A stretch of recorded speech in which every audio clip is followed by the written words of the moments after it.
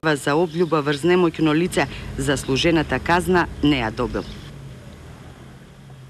Притвор за педофилот од Плачковица. Јове Костадиновски е повторно зад решетки, откако еднаш за слично дело веќе беше во затвор. Таткото на девојчето кое Јове го силувал пред 6 години, пред камерата наеден вознемиран од последниот случај вели: Костадиновски сгреши 10 до 15 пати, затоа властите не треба да чекаат. Виолета Кожинкова.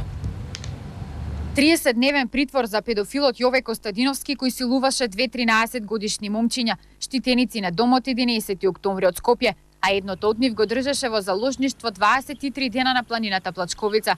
Момчето е вратено назад во домот, но психолозите велат дека тешко без стручна помош ќе може да ја преживее оваа траума. Ако прима адекватна психијатриски и психолошки третмани кои што се организирани во Заводот за ментално здравје во Скопје. Значи, тие треба редовно да бидат посетувани за да се намали посттравматскиот стрес кај младата личност. Костадиновски 9 години бил во затвор поради слични дела. Силувал 5-годишно девојче и старица. И двете живееле во неговото село. Таткото на девојчето кое пред неколку години било силувано од Костадиновски е вознемирен, откако дознал дека тој повторно нападна дете.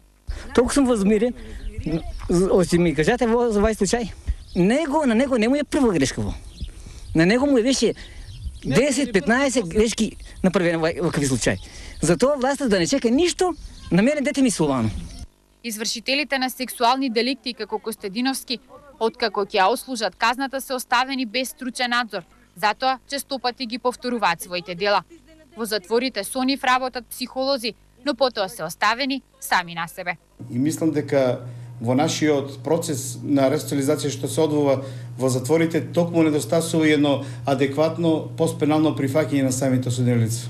И од Центарот за социјална работа велат дека тие немаат никаква врска да вршат стручен надзор на лицата кои извршиле сексуални деликти. Сметаат дека мора да се менува законот. Во делот на ресоциализацијата на една таква личност да не биде опфатена само материјалната помош, туку да биде опфатена третманите, лекувањето, поготово за вакви личности кои што вршат полов напад врз малолетни лица.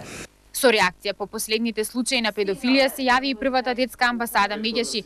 Сметаме дека најстрогите казни доживотен затвор за лица кои извршиле полов напад на дете, најмалку ќе помогне во две нешта. Прво, ќе се направи целосна изолација на педофилот, значи злоставувачот на детето, затоа што по излегувањето на слобода тој, како што гледате, повторно посегнува по дете.